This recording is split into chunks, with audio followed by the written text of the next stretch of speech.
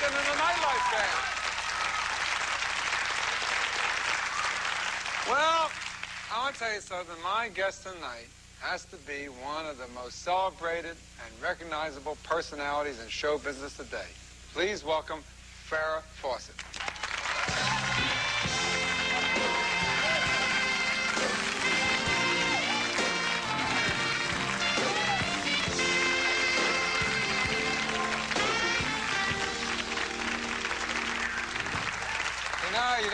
You don't know you set a record today.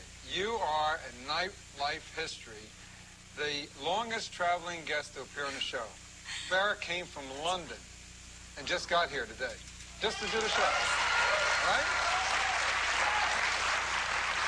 So how was the flight? The flight was not good. What happened to the flight? The flight was, we had an aborted takeoff. Aborted.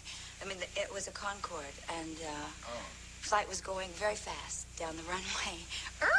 Brakes on, we stopped. Oh, I hate those things. Right away, yes. the plastic bag comes out. No. No? No, your confidence does... Did you ever have this? When it happens, you know what people do? It's the dumbest thing in the world. They applaud when you make it, right? Hey, I mean, what do they do if you don't? Boo? No, everybody was very silent. You know, it was filled with the English who were, you know... Oh, they're very proper. Very proper. Very silent. I was going, what's going on? Nobody else wanted to know. I kept saying, what's happening? What's happening? Did you feel like I used to smoke? I haven't smoked since 1978, but I think that's the time you light up. Right? All the bad habits. No, how many drugs? Anybody? It's over. You have maybe 30 seconds. But how did it go in London? You were over there for a special reason, and yes. A really terrific reason. Extremities opened, I can say, opened the film festival, the London Film Festival. Which is one of the most prestigious film festivals in the world. So that's real exciting for you. It was. That's it was great. interesting reaction to the film.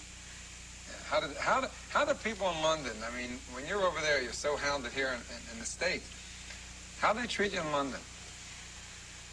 As a celebrity, I mean, the celebrity end of it. Pretty much the same. Mm-hmm. They still cluster, still beehive? Mm-hmm. Mm-hmm. And you know, their photographers are much more aggressive. Really? Oh yeah, much more. And they can actually come into the airport. You know, right when you get off the airport. What was it? The airplane. The airplane. No, really, it's midnight or something for me. So they're there. You know, when you get off a 10.5-hour flight, they say, "Take off your sunglasses." No, come on, let us take some shots. So the paparazzi is just as bad, even worse. Worse. I would say worse. And how about the people themselves? How do they treat you? They're very aggressive, or are they very British? Oh, hello, enjoy you very much. Yes, that's how they are. Yeah? But very intelligent. You know, I talked with a lot of press, and they were all very conservative, very intelligent, and very... you have to get into the rhythm of their questioning. It's not like it is here, you know, where you get very comfortable. You're kind of misled here, where you get very comfortable with the reporter, but you never get comfortable there. Yeah, you know, it's an amazing thing. It's one of the great things about your life, and looking at it from the outside, of course, is that you were really on the top. You know, you had one of the most successful television shows, your poster, everything was like on the top, and you turn around, and then you leave it. And then you had to go, in a sense, from the top down and up to the top again. Mm-hmm. And you really did it. And a lot of people just thought, this woman must be crazy to leave everything that seemed so good, but it wasn't, was it? Or we'll drive her crazy. Yeah. That's what I thought. Peaks and valleys, you know, I think that's what careers, life, you know, is made up of. Yeah, but you may be the only person. But you're maybe one of the only persons who turned it around and went from being at the very top of one mountain and climbed up and really did it yourself. Climbed up to the next mountain. And that's one hell of an accomplishment. There aren't many stars who do it. Well, it's just I wasn't very fulfilled, you know, with my work and with my career. So I really didn't have a choice, you know, if I wanted to stay in the business and I wanted to work seriously. I needed to change, make some changes. When did you take total control? You just took total control of your life then, didn't you? Yeah, I think it was about time that I took control. Yes, I did. I did. I mean, looking back now, I realize that perhaps I took some risks and, you know, made some changes. It didn't seem like it at the time. You know, I think that I had a lot of confidence at the time in doing it, not in myself, but in wanting to change.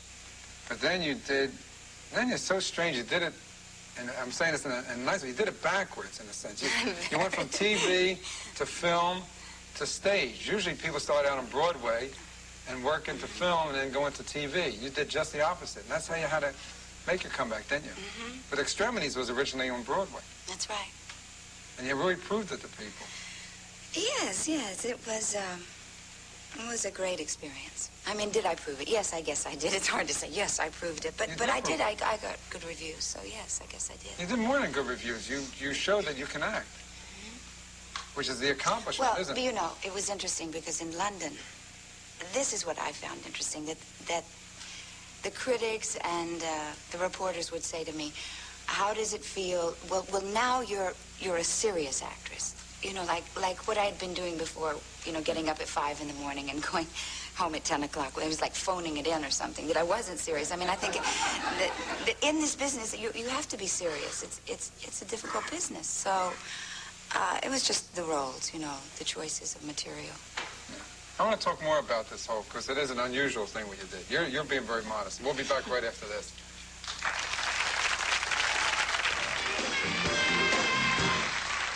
Okay, welcome back. You know, we were talking right before we went on commercial break. I was saying you're being too modest. Now, we're talking about how the kind of acting you've been doing lately and how you just pulled yourself up, got to the top of the other mountain. And I think the best way to do it is to show a clip from Extremities, which opened up in London and which was on Broadway, such a smash hit and such a smash here. If you could just, for those who didn't see the film, just kind of give them briefly the background, then we'll take a look at a scene from it. Oh. If the idea is that... Well, it's about a rape attempt, an actual rape, a woman who survives a rape attempt and turns the tables on the rapist.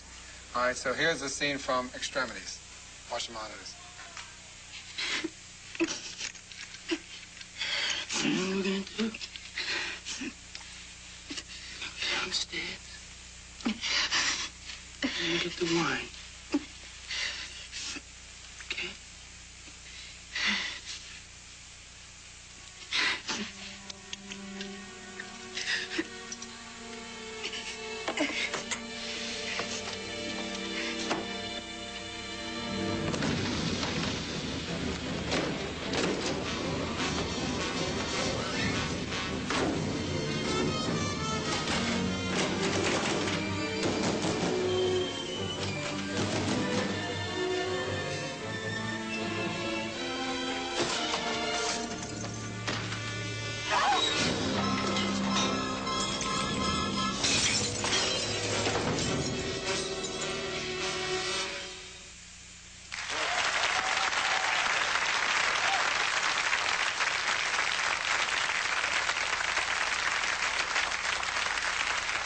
Okay? How do you get yourself that emotional?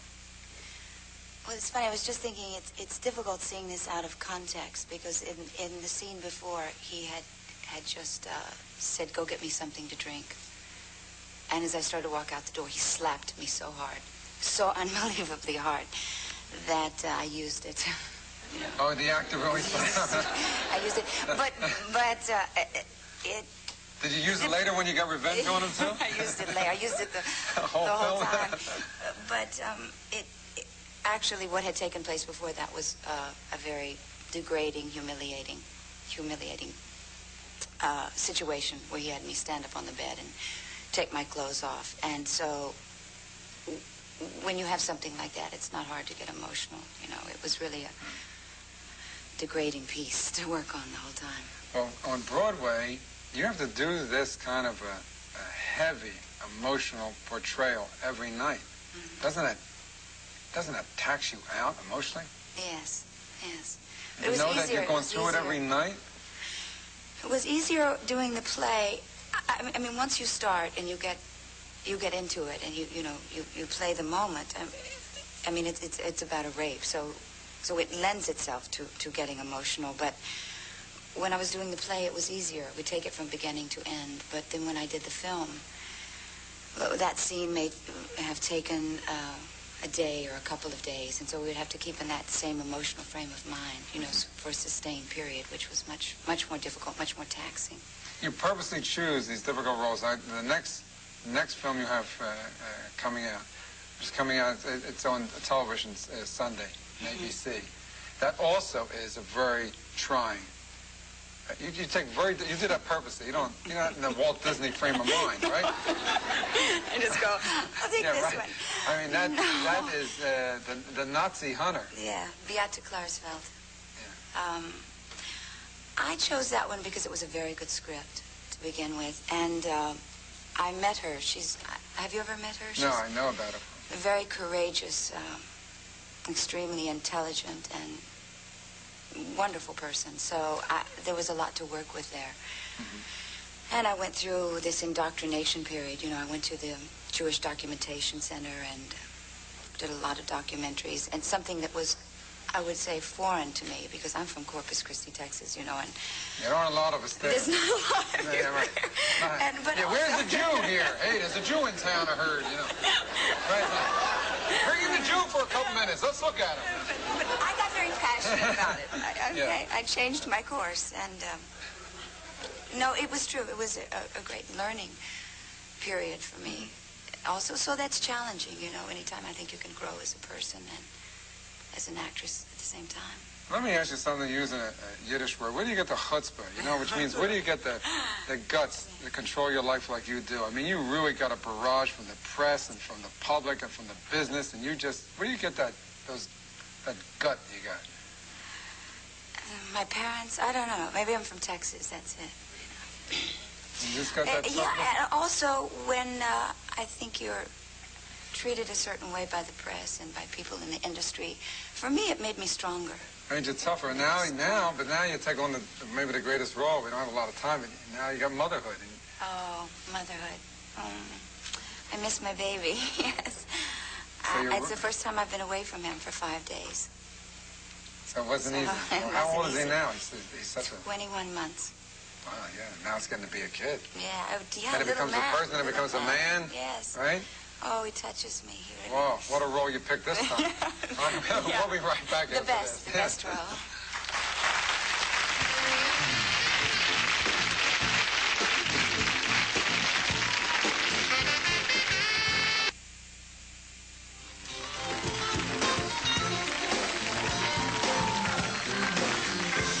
Okay, welcome back.